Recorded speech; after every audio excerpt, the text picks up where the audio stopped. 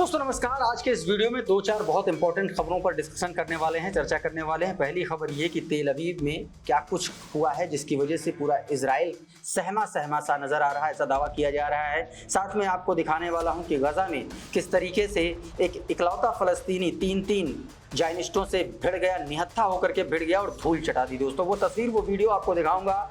Netanyahu और Elon Musk के बीच में वो सीक्रेट बातचीत और वो बातचीत का लीक ऑडियो क्या है वो सुनाने की कोशिश करते हैं, और साथ में सीज फायर पर ईरान का बड़ा खुलासा क्या हुआ है वो भी बताऊंगा, और साथ में युद्ध विराम को लेकर के क्या कुछ कहा जा रहा है, क्या कुछ संभावनाएं हैं, क्या कुछ चर्चाएं हैं, सब कुछ आपको दिखाऊंगा, बताऊंगा। लेकिन सबसे पहले एक खबर आप देखिए, ये देखिए, ये मेहर न्यूज एजेंसी के हवाले से खबर है। Bomb explosion in Tel Aviv, injuries to Israeli police officer. दोस्तों तेल अवीव में अचानक से एक बॉम्ब फटा और उस हादसे में 2 पुलिसकर्मी घायल हो गए। दोस्तों बताया जा रहा है कि ये हादसा तेल अवीव के जलूलिया इलाका है, वहाँ पर एक घर में इंस्पेक्शन के दौरान ये धमाका हुआ, और इस धमाके में जो है 2 पुलिसकर्मी बुरी तरीके से घायल हो गए। हालांकि ये धमाका कैसे हुआ, क्यों हुआ, इसके पीछे कौन है, इसकी अभी तक कोई पुख्ता जानकारी हासिल नहीं हो पाई है। लेकिन जो वहाँ का चैनल है, चैनल 13, उसके हवाले से ये खबर है। तो इसका मतलब ये हुआ कि अभी तक इसके बारे में जांच जारी है, लेकिन ये बात पुख्ता हो चुकी है कि तेल अवीव के भीतर एक बड़ा और भयंकर धमाका हुआ, विस्फोट देखने को मिला है। उधर दोस्तों गजा में एक निहत्था फलस्तीनी किस तरीके से आईडीएफ के लोगों से भिड़ गया है वो तस्वीरें मैं आपको दिखाने जा रहा हूं। ये वीडियो आप देखिए कि यहाँ पर किस तरीके से एक अकेला फलस्तीनी तीन जबरदस्त हथियारों से लैस आईडीएफ के जवानों से भिड़ गया, बेखौफ होकर के भिड़ गया, निहत्था होकर के, जबकि इन तीनों के पास अत्याधुनिक हथियार, पूरी की पूरी टुकड़ी मौजूद है। पीछे आप गाड़ियां भी देख रहे हैं। इसका मतलब ये है कि एक आध नहीं है, कम से कम दर्जनों की संख्या में यहाँ पर सैनिक है। बावजूद इसके बेखौफ होकर के फलस्तीनी इन इजरायलियों से भिड़ गया, जो आप सीधे तौर पर तस्वीरों में देख सकते हैं। देखिए पहले अकेला था, अकेले से भिड़ा, फिर दूसरा आया, दूसरे को मारा, और जब दोनों पिटने लगे तो उसके बाद तीसरा दौड़ करके आया और फिर तीसरा भी मार खाया। यानी कि एक आदमी, एक व्यक्ति निहत्था होकर के इतने लोगों से अकेला भिड़ गया। भिड़ने के पीछे वजह भी हैं, वजह नरसंहार, वजह घर गिराना, वजह पानी लेने जाओ, खाना लेने जाओ तो गोलियां चला देना उनके ऊपर, कुछ ऐसा ही हो रहा है। देखिए ऐसा लग रहा है कि मनोरंजन के लिए ये लोग घर गिरा रहे हैं। देखिए ये तस्वीर देखिए, ये किस तरह से वहां पर इजरायलियों के द्वारा गजा में घर गिराए जा रहे हैं। देखिए टैंक के जरिए, ये आप टैंक की वो देख रहे हैं, और टैंक के जरिए देखिए किस तरीके से बॉम्बार्डमेंट करके अचानक से घर गिरा दिया गया। टाइम्स ऑफ गजा नाम का ट्विटर हैंडल है, उसने बाकायदा ये वीडियो जारी किया। उसमें लिखा, the Israeli army bomb civilian homes for fun.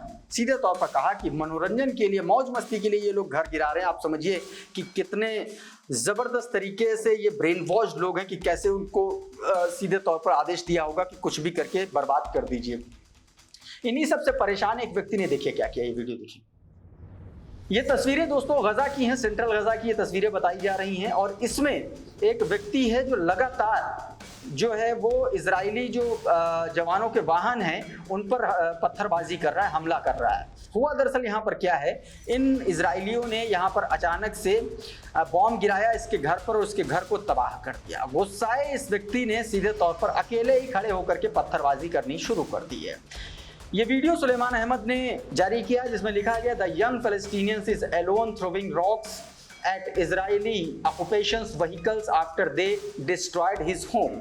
उसके घर को गिराने के बाद जब ये वहां से व्हीकल जाने लगे तो उसने पत्थरबाजी इन पर शुरू कर दी है। वो तस्वीरें हैं जो आप देख रहे हैं सीधे तौर पर। उधर दोस्तों एक ऑडियो लीक हुआ है। इस ऑडियो लीक में नेतन्याहू का एक बड़ा प्लान सामने आया है, और वो प्लान क्या है ये वीडियो मैं आपको यहाँ पर प्ले कर रहा हूँ और आपको इसके बारे में बताने की कोशिश करता हूँ। मिडिल ईस्टर्न अफेयर के नाम से ये ऑडियो जारी किया गया है, जिसमें ये बताया गया है कि Netanyahu admits in a leak recording with Elon Musk that after the defeat of Hamas in Gaza he will implement a Marshall plan for the Arabs. सीधे तौर पर उसमें बताया गया कि जैसे भी हमास में गजा में हमास को वो हरा देगा, वैसे ही वो अरब देशों के खिलाफ मार्शल लॉ जो है वो इंप्लीमेंट करेगा।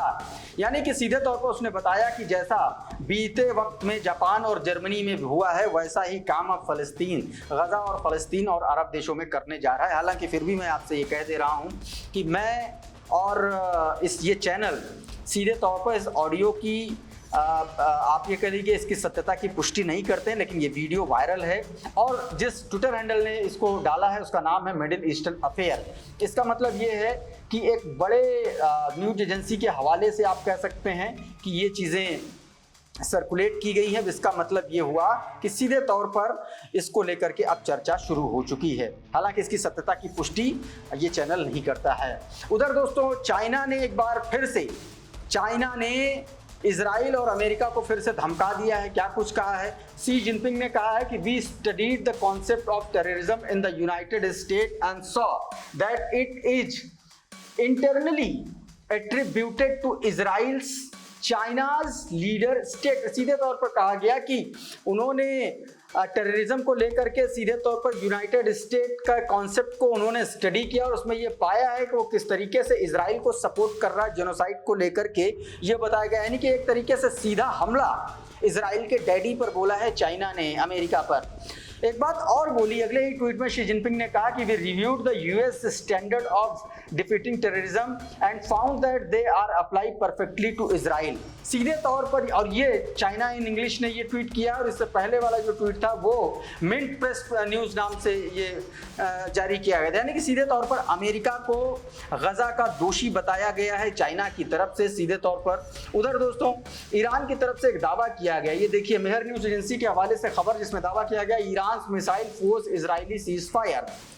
इसमें यह कहा गया कि ईरान की मिसाइलों से घबरा करके डर करके सीधे तौर पर इजराइल अमेरिका के पास भागा, गिड़गिड़ाया, तब उसने सीज फायर के लिए अपील की और उसके बाद वो, और ये दावा किसी छोटे मोटे व्यक्ति ने नहीं किया है, ये सैयद इस्माइली खतीब ने दावा किया। ये ईरान इंटेलिजेंस के मिनिस्टर हैं, मंत्री हैं, इन्होंने ये दावा किया है। और साथ में इन्होंने क्या कुछ कहा है वो भी मैं आपको बता दे रहा हूं दोस्तों। इन्होंने सीधे तौर पर ये कहा कि अगर जिस तरीके से उनकी सेनाओं ने, जिस तरीके से सेना ने ताकतवर तरीके से, मिसाइलों ने ताकतवर तरीके से युद्ध रोकने को इजराइल को मजबूर किया, वैसे ही ईरान की जो सुरक्षा व्यवस्था है, जो सुरक्षा एजेंसियां हैं, इजराइल और अमेरिका पर लगातार दबाव बना रही हैं। और हाल के दिनों में उन्होंने बताया कि हाल के दिनों में आपने देखा होगा कि कैसे इजरायली सरकार को हमारी घुसपैठ रोकने के लिए सफाई पेश करनी पड़ी है।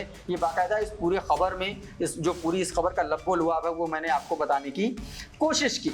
उधर तेहरान ने, अब्बास अरागची ने एक बार फिर से ये कह दिया कि अगर इस बार न्यूक्लियर डील पर कोई भी चर्चा होगी तो बराबरी में होगी, सम्मानजनक तरीके से होगी। देखिए, Tehran sets pre conditions for the resumption of nuclear talk.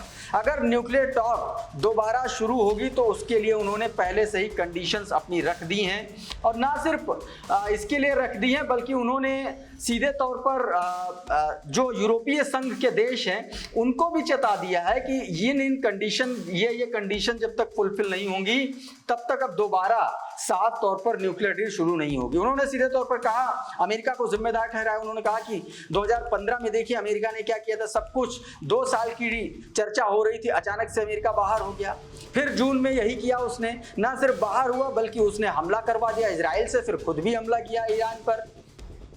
सीधे तौर पर उन्होंने कहा कि अब जब भी न्यूक्लियर टॉक होगा तो संतुलित तरीके से होगा, दोनों पक्षों के हितों को ध्यान में रखा जाएगा तभी होगा। और उन्होंने कहा कि अगर यूरोपीय संघ का कोई भी देश, यूरोपीय संघ के जैसे जर्मनी, फ्रांस, ब्रिटेन, ये तीनों देश हैं, कोई भी देश अगर इसमें मध्यस्थता करना चाहता है, साथ में आना चाहता, भूमिका निभाना चाहता है तो उसका स्वागत है, लेकिन ये उसको प्रॉमिस करना पड़ेगा कि वो किसी भी तरीके के, किसी भी देश के दबाव में नहीं आएगा। सीधे तौर पर यह बात दोस्तों इधर से कह दी गई है।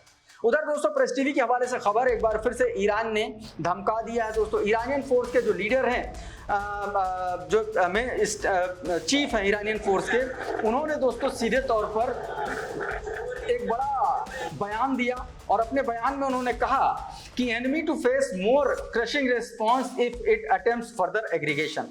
सीधे तौर पर कहा, अगर दोबारा इस तरीके की हरकत दुश्मन ने की तो इस बार पहले से ज्यादा ताकतवर, ज्यादा मजबूत और ज्यादा प्राणघातक जवाब दिया जाएगा दोस्तों। तो इस तरीके से तमाम सारी ऐसी बड़ी खबरें हैं। उम्मीद करता हूं हमारा ये वीडियो आपको पसंद आया होगा। बहुत बहुत शुक्रिया, बहुत बहुत धन्यवाद, नमस्कार।